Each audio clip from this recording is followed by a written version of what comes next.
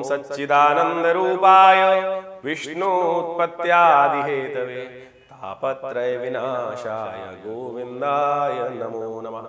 नमस्कार, स्वागत है आपका आचार्य वाणी में। मैं आचार्य विक्रमादित्य आपके साथ हूं और आज हमारा विषय है कि मिथुन राशि वालों के लिए कैसा रहेगा नवंबर का अंतिम भाग। देखिए मिथुन राशि वालों, आपकी राशि के स्वामी हैं बुध, और बुध महाराज इन दिनों चल रहे थे वृश्चिक राशि में। अब नवंबर के अंतिम भाग में परिवर्तन कर कर ये आ रहे हैं धनु में। ये सबसे महत्वपूर्ण है आपके लिए। बुध ऑर्गेनाइज करता है चीज़ों को, और वो जिस प्रकार से छठे भाव में चल रहा था, ये विशेष तौर पे आपके लिए कई समस्याएं उत्पन्न कर रखा था। आती हुई चीज़ों को आपके पास से रोक रहा था। आपका मनोमस्तिष्क ही ऐसा हो गया था कि नहीं मुझे नहीं चाहिए, फक्कड़ तीन किस्म की बातें मन में आ गई थी, त्यागने वाली बात मन में आ गई थी, और ये समस्या का कारण था।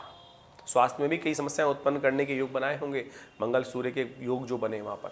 अब परिवर्तन की तरफ जा रहा है। नवंबर का अंतिम भाग बहुत महत्वपूर्ण रहेगा आपके लिए, तो आपको सजगता से समझते हुए कार्य कर लेने चाहिए और बहुत सुंदर तरीके से लाभ लेने का प्रयास करना चाहिए।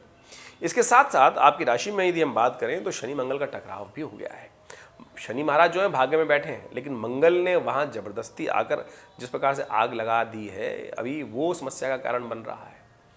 तो भाग्य में मंगल दृष्टि डाल रहे हैं, शनि महाराज मंगल पे दृष्टि डाल रहे हैं।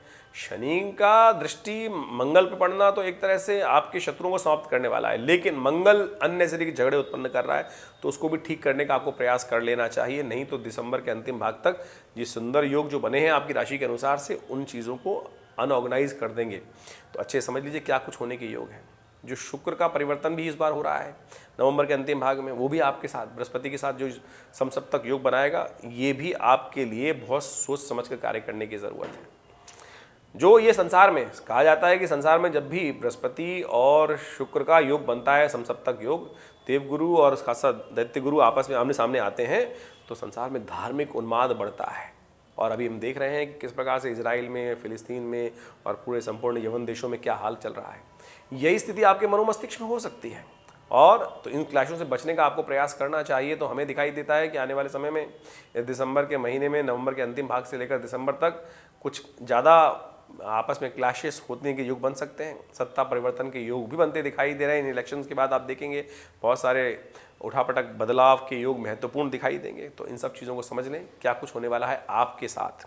27 तारीख को ग्रह गणना विशेष तौर पर दिखा रही है कि उस दिन सोमवार है और पूर्णिमा है, और ये बेहद खास पूर्णिमा है, कार्तिक पूर्णिमा।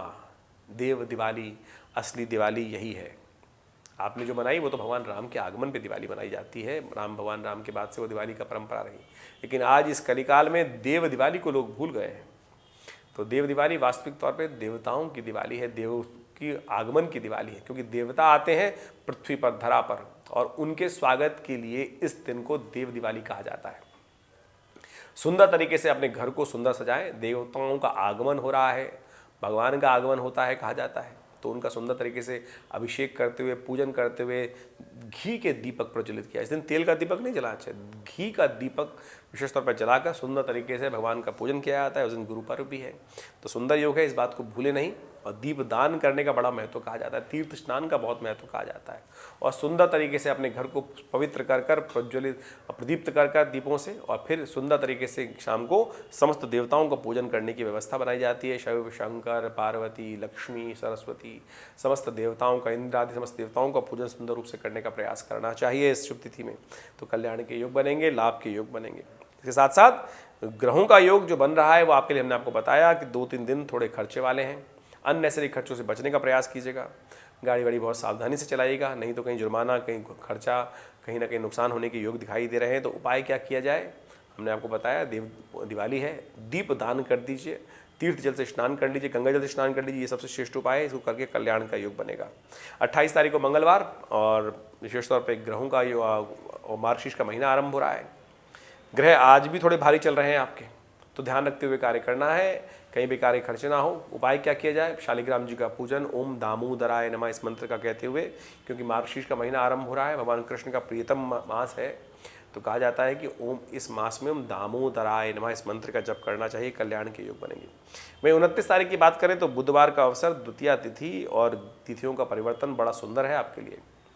और ग्रह योग दिखा रहे हैं कि नई शक्ति का संचार होने की स्थिति बन सकती है, लेकिन थोड़े से खर्चे ज़्यादा बढ़ने के योग दिखाई देते हैं। ऐसे में खर्चों को कंट्रोल करने का आपको प्रयास करना चाहिए। शुक्र भी थोड़ा सा जो परिवर्तन की तरफ जा रहा है वो आपके लिए विशेष तौर पे कहीं ना कहीं आपकी बुद्धि में कुछ ना कुछ क्लैश उत्पन्न कर सकता है, लेकिन जमीन जायदाद से लाभ होने की स्थिति दिखाई देती है। सर्वार्थ सिद्धि योग विद्यमान रहेगा दोपहर के करीब करीब 2 बजे तक। तो नया कार्य आरंभ करने के लिए दोपहर तक का समय प्रशस्त दिखाई देता है। 30 नवंबर को साथ साथ बृहस्पतिवार का अवसर है, तृतीया तिथि है और उस दिन गणेश चतुर्थी भी है। तो गणेश जी का स्तवन करके कार्य आरंभ करेंगे, क्योंकि भद्रा विद्यमान है।